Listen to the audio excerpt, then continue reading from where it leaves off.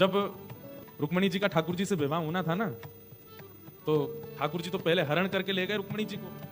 तो रुक्मणी जी ने पहले ही बता दिया था ठाकुर जी को, जब बाद में सुलह हो गई कि नहीं हम बारात लेके आएंगे, विधिवत विवाह करेंगे, ये भाग दौड़ करके विवाह नहीं होगा। तो रुक्मणी जी बोली आप बारात लेके कौंडिन्यपुर आ तो जाइएगा, लेकिन कोई उम्मीद मत रखिएगा। क्यों? हमारे कौंडिन्यपुर में आपको कोई पसंद नहीं करता। ठाकुर जी से बोले क्यों? बोले सब मुझे यही बोलते रहते हैं। बोले तुमने कैसे से ब्याह कर रही हो काला। दूसरी बात कहते हैं कैसे से ब्याह कर रही हो, 3 जगह से टेढ़ा। रुक्मणी जी कहती हैं हमारे कौंडिन्यपुर में ये भी कहते हैं कम से कम ये तो देख लेती कि माता पिता एक हों। ये 2 माता जी पिताजी इनके। मुकुट धर सांवरे लाला, 2 बापन के जाए, एक द्वारिका में बसे दूजे गोकुल राय। एक वसुदेव जी, एक नंद बाबा, एक देवकी मैया, यशोदा मैया। हमारे कौंडिन्यपुर में ये भी कहते हैं कि कैसे से ब्याह कर रही हो, धरती पर नहीं रहता, राजाओं के डर के मारे समुद्र के बीच में नगरी बना के रहता द्वारिका। इसलिए आप उम्मीद मत करिएगा कि आपका बहुत स्वागत होगा कौंडिन्यपुर में। आप अपनी तरफ से बढ़िया बारात लेके आना, पर वहां कोई उम्मीद मत रखिएगा। ठाकुर जी ने सारी बात सुनी, बोले ठीक है हम आ रहे हैं, आप जाओ। रुक्मणी जी वापस कौंडिन्यपुर आ गई, ठाकुर जी बारात लेकर के गए। आज ठाकुर जी एक तो सुंदर हैं ही, अब जिसने नहीं देखा वो बोलता है कि काले हैं टेढ़े हैं, ऐसे जो देख लेता है फिर वो उन्हीं के गुण गाता है।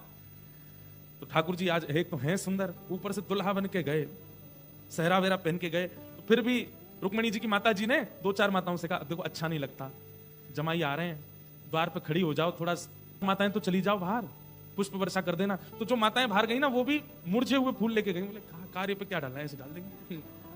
मतलब किसी का मन था ही नहीं कि रुक्मणी जी का विवाह कृष्ण से हो।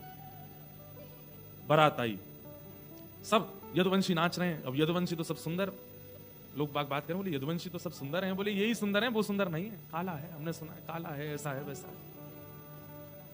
लेकिन जैसे ही ठाकुर जी आए घोड़ी पे बैठ करके, नियम ऐसा है कि जब बारात आती है तो माताएं गारी गाती हैं, जमाई को गालियां देती हैं, वो सगुन होता है गारी सुनाना। तो गारी गा रही थी बेमन से, तुम ऐसे हो, तुम वैसे हो, आदि आदि। इतने में कहा अरे बारात आ गई, देखो दुल्हा देख तो लें। अरे कहा देखना उसको, अरे देखो तो एक बार। जैसे ही उन्होंने ठाकुर जी को देखा, हमारे ठाकुर जी एक तो सीधे सीधे दिख जाए तो ठीक भी है, लेकिन ये जबरदस्ती ऐसे मुख करके तिरछी नजर से अगर देखें, कटाक्ष नेत्रों से, तो हालत ही खराब हो जाती है। बस वो नेत्र देख करके सबकी जीभ पलट गई, और जो गारी ठाकुर जी को देनी थी वो रुक्मणी जी के पिताजी को देने लगी सब। और सब दौड़ करके रुक्मणी जी के पास गई। बोले अरे रुक्मणी तेरे भाग्य की क्या था? बोले क्यों? बोले बारात आई, दुल्हा देखे हमने। अरे कौन के ये काले हैं, कौन के ये ऐसे हैं, कौन के टेढ़े हैं? अरे ये वैसे कार्य नहीं है, ये काले हैं तो ये कृपा है हमारे ऊपर, ये गोरे होते तो प्राणी निकल गए होते इनको देख के। हमारे ब्रज में कहते हैं कृष्ण लला तुम होते लली तो गरे कट जाते करोड़न के।